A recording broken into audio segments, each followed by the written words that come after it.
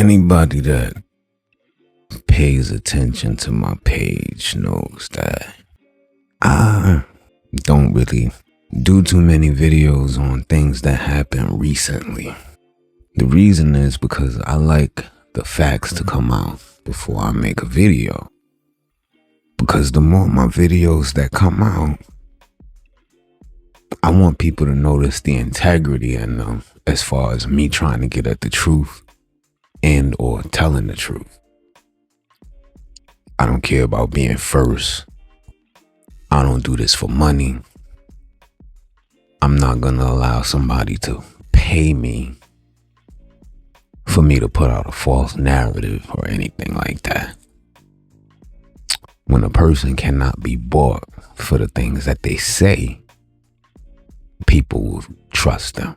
And that's what I'm trying to create. This is a video about Nolan Wells.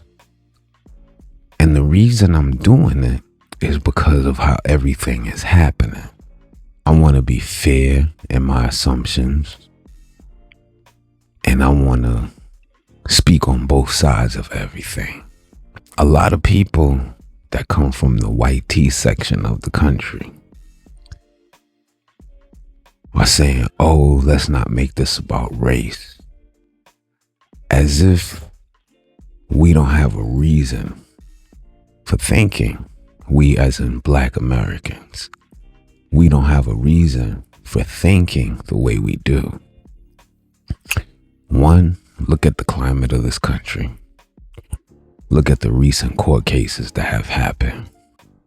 Look at everything that's going on in the media. Look at the history of this country. And you will see why we think the way we do when it comes to something like this. Tamla Horsford went to a slumber party. By morning, she was dead in the backyard. The explanation still doesn't add up. I'm Mel Z. I talk about death, true crime, and weird pop culture stuff. If you're a weirdo too, follow me. Tamla Horsford was a mother of 5. She worked in pretrial services, loved the Falcons, and was known by her friends and family as loyal, joyful, and full of life. She lived in Cumming, Georgia, with her husband and their blended family. On November 3rd, 2018, Tamla went to a birthday slumber party for one of the moms in her kids' football circle. She arrived at 10 p.m. to a group of 7 other women and 3 men. They drank tequila and beer, watched football, and played Cards Against Humanity. Witnesses at the slumber party said that Tamla got up at around 2 a.m. and went to have a cigarette on the patio here. That was the last time anyone saw her alive. At 7:30 a.m., the homeowner's aunt found her lying face down in the grass beneath the balcony. An hour and a half passed before police were called.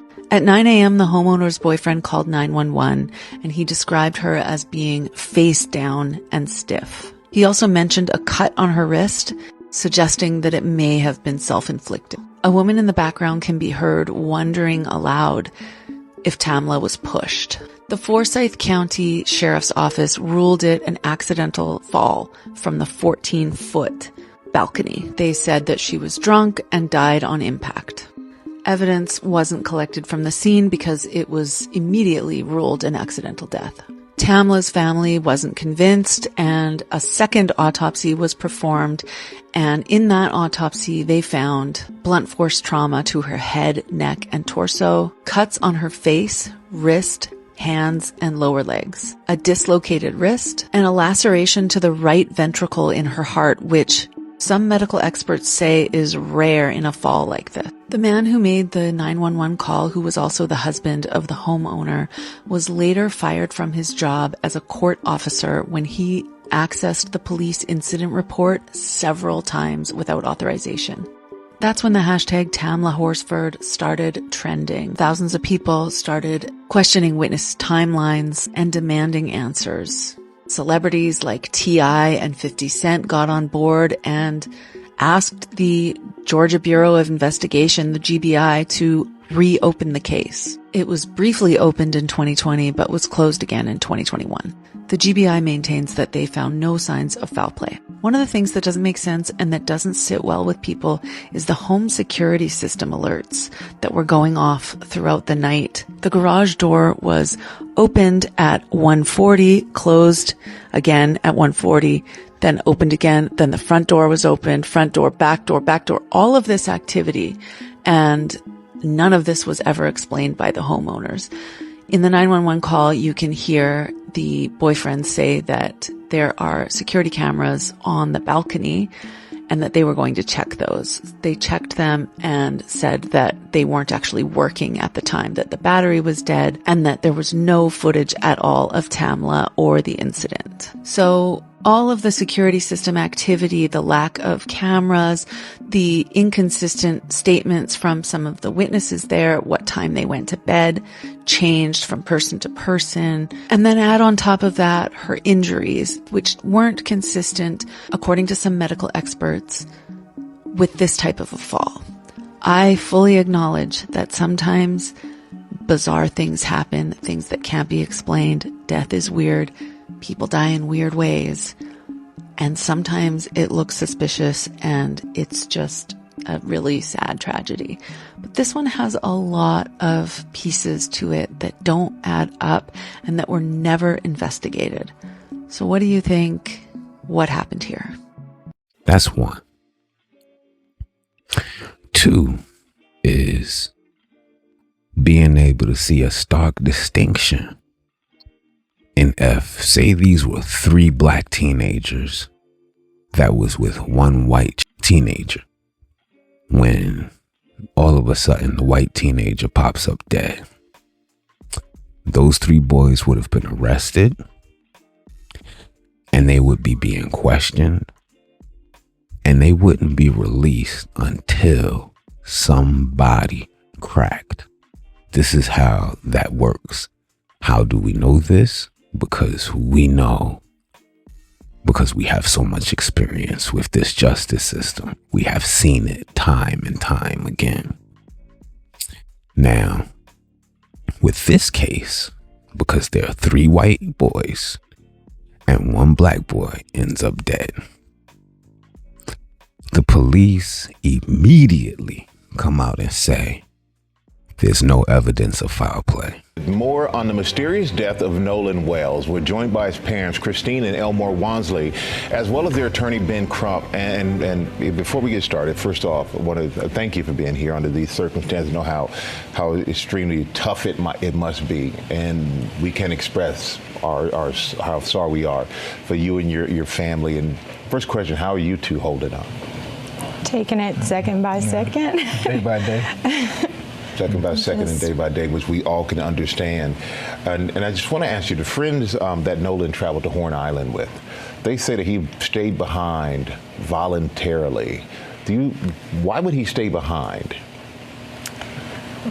That we cannot answer. I can't fathom why he would. I don't know why he would. We always taught him to, if you go with a group, you stay with a group. Mm-hmm. Even when he was in college, he would say, Dad, well, we're gonna ride down to a party or something in another city. Now, so I was telling him, look, if you go with 5, you come back with 5. Do not separate from your group. Because I always said, safety is in numbers. Mm-hmm. And he always said, yes, sir. So he knew to stay with his group. So why would he split from his group? I don't know. So that would have been unusual for him to split from the group. Yeah. And you said he would always check in with you. Did he check in with you that day? So that day, no, I don't. But of course, too, they were on the boat. And usually when he is out there, which it's not uncommon, he's, I think, since last year, he's been going there occasionally with his friends. And so it would always just be like, hey, Mom, I'm back, type of thing. But this time there was no call or text from him. It was from his friend. And then too, really didn't worry a lot about it because it was his last weekend to have fun. Yeah. Because that Monday he had to report to school. We was preparing to take him back for camp to prepare for the season. So, we're gonna see. He wanted to have his last little hurrah before he locked down and get ready for the season. Because, like I said, the entire summer he's training. He got more serious. He started to understand what I was trying to tell him about football, not just being fun, but as you get farther in it, it becomes a business. If you want to excel, and you have to understand, and you have to understand both at the same time. And we know, Ben, that you said that you're going to do an independent investigation. Yes. And you say you have Nolan's cell phone and messages were deleted. How could you tell messages were deleted? Well, his parents got the phone back, and that's something that's important, Michael, because they tracked this phone on Life 360. So Life 360, but when I received the phone call from Warren, I immediately called my friend Tashima, and I said, hey, have you guys seen Nolan? Because her two sons, Jalen and Javon, they grew up together. They played City League sports together. When they got into school, they played sports together. And so she was like, hey, okay, the boys were pulling up the location from Snapchat. So the Snapchat location looks completely different than the Life 360 location. So when I pulled up Life 360, it was different. It was showing everywhere the phone had been. I was like, well, it's showing that he's back on land. He's like, but no, he didn't come back with us. Well, how were you able to get the phone? So we tracked it, and my friend Tashima went and picked it up. It wasn't like they said we got his phone. They tracked it, and that highlights all these contradictions, Michael. The fact that they said Nolan was talking to a young woman, and she said that he said, I'm going back to get on the boat with the boys. The boys said that he said he was going to stay with her. And so that's an obvious contradiction. And then this video of this, you can hear an argument going where Nolan is saying, give me my freaking phone. What are you freaking doing? And so then his phone ends up missing. I don't know any teenagers, Michael Strahan, who says, if you believe their story, I'm gonna stay behind and I'm gonna leave my phone. I mean, no young person leaves their cell phone. And so then there's so many things their parents were telling us about. Even why didn't his body wash up with the tide on Sunday? Why would it come on Monday? It's not adding up. And that is the problem when you think about the history of Mississippi. Yeah, so the parents have come out and explained that those boys had his phone. They didn't willingly give the parents the phone. The parents had to track the phone on Life 360 and realized the phone was at one of those boys' houses. When the father went over there, he asked for the phone and they tried to lie to him. He ends up getting the phone. That suspect.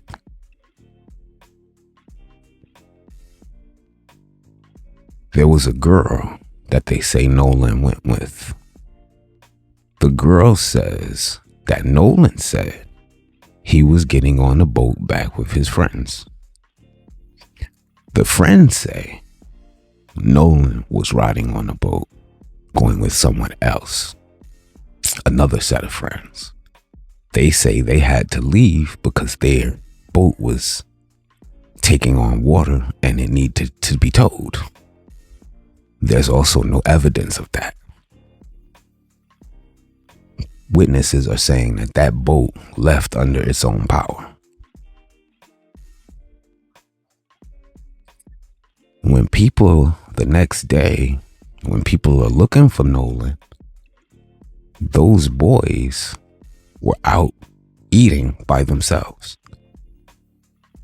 And someone asked them, now this is hearsay, allegedly, someone asked them, why aren't you looking for your friend?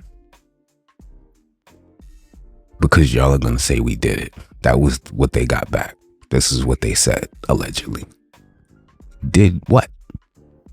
As far as everyone else is thinking, Nolan is still alive. So did what exactly? The parents immediately lawyered up.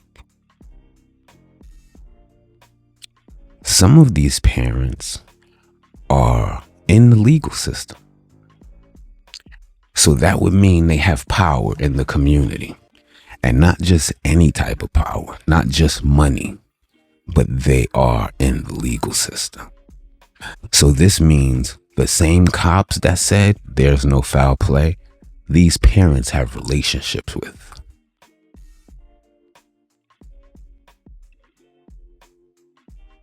There's so many things that have happened that are suspect,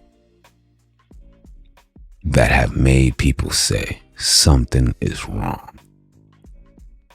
Which is why I'm glad the parents got a lawyer. Now, Benjamin Crump, I'm not too fond of, but in times like this, it is what it is. We need all the help we can get as Black Americans. Johnny Cochran is no longer here. We got Benjamin Crump, so that's just what we got to deal with. The parents are doing their own autopsy because you can't trust that system. Obviously. The more time that passes, the harder things are going to be to try to find the truth. And people wonder why we don't have any faith in this justice system. And this is why I've always said, God forbid something happened to my child. I'm not looking for justice. I'm not asking for it. Whoever's responsible is gonna get dealt with by me. Whatever happens to me is fine. Because if you take the life of mine, my life is already gone. Now we're gonna go with him. This is how I've felt for years. I don't know what it's gonna take for our people on a majority level to start doing things like this, because this is the way I feel personally. You're not gonna get justice from a corrupt system that are run by the people who did you wrong in the first place. You have white people all over the internet with their little racism. Oh, the N-word probably couldn't swim and all of that. Like, that shit does not bother us. Let me tell you something, Black folks. The reason a lot of these racists on the internet are so mad is because we're not getting emotional. Don't get emotional. Stay quiet. Stay thinking. And stay knowing what you're gonna do. They keep talking this race war stuff. Understand something. Over 30% of their population is over 60 years old. Look it up. These people are soft. We see the results of when we bump heads in real life. The videos are all over the internet. 98 times out of 10, out of 100, 98 times out of 100, you know how it goes. You see the videos. They have no idea that hundreds of thousands of us are just waiting for the opportunity for them to go all out ape shit. And our silence makes them uncomfortable. Let them crash out. Because when they crash out, and they crash out in a way that we have no choice but to defend ourselves on a mass level, we're going to be able to do everything that we've been thinking about doing in our heads. And understand, nothing will be spared. Nothing. From 8 days old to 80, you will be turned into a victim. We are itching. But we just gonna keep that where it's supposed to be for right now. We not gonna get on the internet with that. We're gonna keep it where it's supposed to be. These people are cowards. They love to get on the internet, especially TikTok. They love to put their little racist songs and make videos and just talk about black people. They love it. And they don't realize that shit doesn't bother us. We look at you and laugh because we know we're on your brains every single day. If we don't like something, we don't pay it any attention and we don't go around it. But there's an obsession that they have with us. Just like that lady in Florida that shot that man in self-defense. Florida has a stand your ground law. Now, if you remember with Trayvon Martin, who was minding his business, walking alone, got followed by an individual. We know who this man is. To this day, I don't respect a lot of these people in Florida, but a lot of these people in Florida are immigrants. This is what we have to remember. Because if George Zimmerman was in certain parts of California or in the South, they would have found him somewhere. But the bottom line is he got off. And the excuse that they use is Trayvon attacked him. He attacked him because he was being followed and pursued. The 911 operator told him, don't follow him. And he did it anyway. So if it's nighttime and some creepy dude is following me, you damn right hands, feet, and everything else is going to get put on him. What are you following me for? So now you have this white T man, that is following this black lady around the car, and she's backing up, telling him to go away, leave her alone. And after a while, she lays him out. In Florida, you have no obligation to retreat. And she used it. So now we're going to see if these prosecutors try to figure out a way to use the law against her. Because this is what they do. When it's us and they feel like we've done something wrong, the law, it becomes swift. But you see how turtle-like they're moving in this Nolan Wells case? And there are so many red flags that it's astonishing. Yet, you had law enforcement say there's no evidence of foul play. Witnesses have said these people have been seen wiping the boat down. There's a video of a guy, his name is Carlos something. I'm going to post this video. He was a judge in Mississippi, one of the most racist states in this country. If you don't know, do your history. He got removed from the bench for speaking on things that were clearly being mishandled because of race in Mississippi. So Now, he made a video explaining why this is suspect.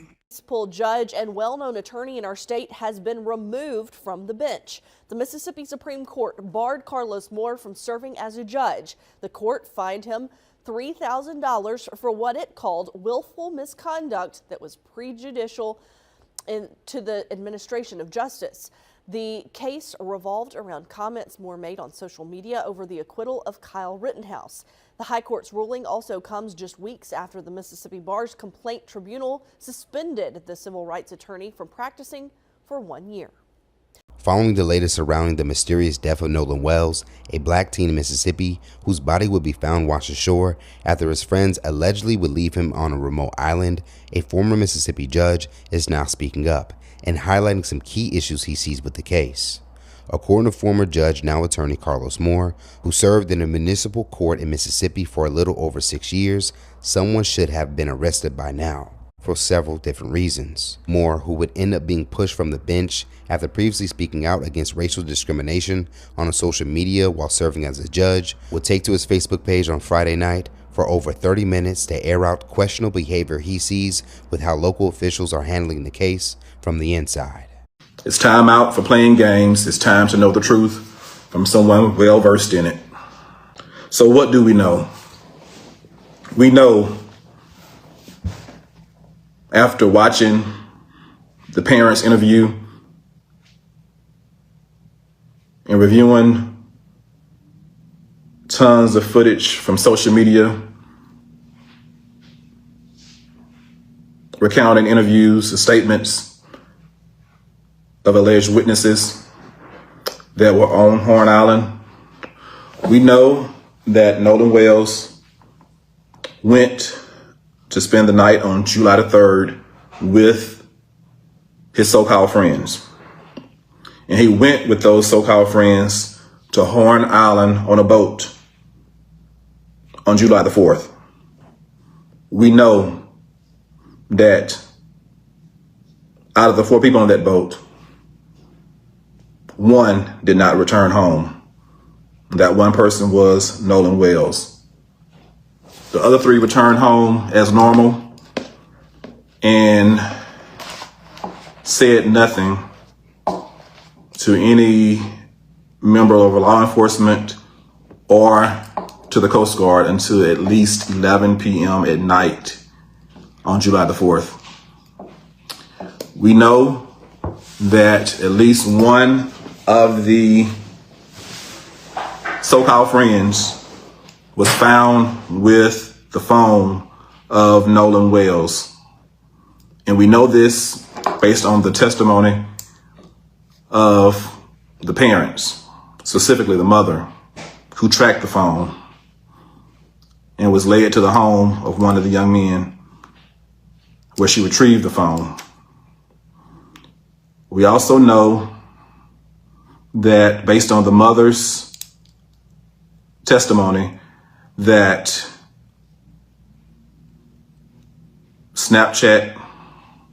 there were no Snapchats from the day, which was very odd for her son.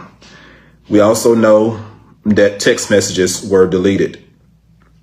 We know that when she was tracking the phone, Life 360 said the phone was one place and Snapchat said it was another place.